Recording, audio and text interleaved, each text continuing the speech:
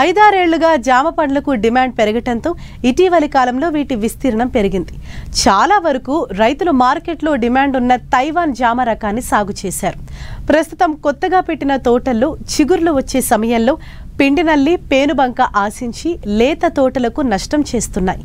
వీటి నివారణకు తొలి దశ నుండే జాగ్రత్తలు తీసుకోవాలని సూచిస్తున్నారు వరంగల్ వ్యవసాయ కళాశాల ప్రొఫెసర్ వెంకటరెడ్డి.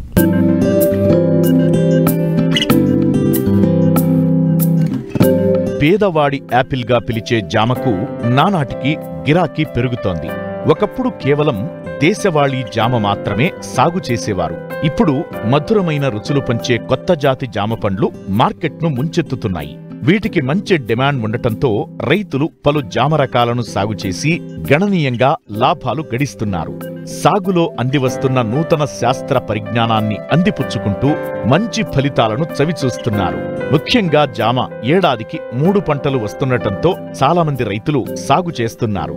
ఇటీవల కొత్తగా పెట్టిన లేత తోటల్లో పేనుబంక, పిండినల్లి ఆశించినట్లు శాస్త్రవేత్తలు గుర్తించారు. వీటి వల్ల తోటలకు తీవ్ర నష్టం కలిగే ప్రమాదముంది. ముఖ్యంగా పేనుబంక కంటే కూడా పిండినల్లి చాలా ప్రమాదకరమని చెప్పవచ్చు. ఒకసారి ఆశించినట్లయితే నివారించడం చాలా కష్టతరమైన పని. కాబట్టి రైతులు వీటి పట్ల అప్రమత్తంగా ఉండాలి. తొలి దశ నుండే కొన్ని జాగ్రత్తలు తీసుకుంటే వీటిని నివారించవచ్చని తెలియజేస్తున్నారు వరంగల్ వ్యవసాయ కళాశాల ప్రొఫెసర్ వెంకటరెడ్డి. పిండినల్లి అనేటువంటిది చాలా ప్రమాదకరమైనటువంటి పురుగుగా చెప్పుకోవచ్చు.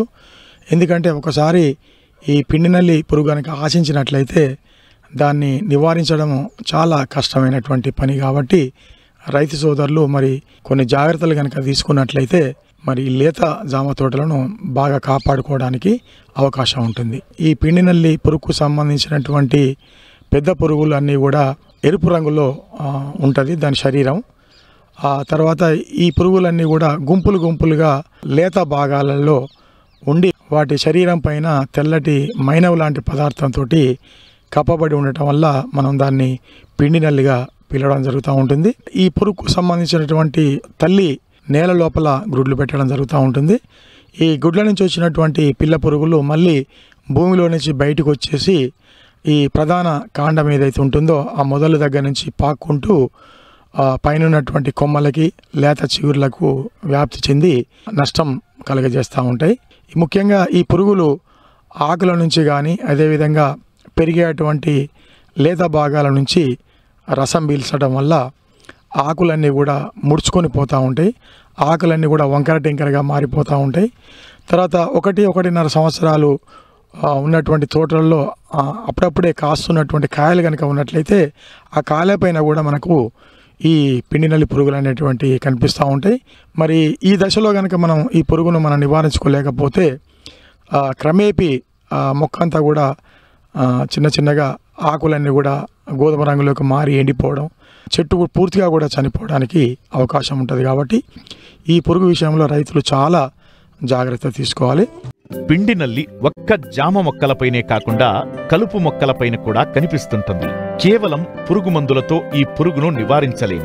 సమగ్ర సస్యరక్షణ చర్యలు చేపట్టడం ద్వారానే దీనిని సమూలంగా నివారించవచ్చు.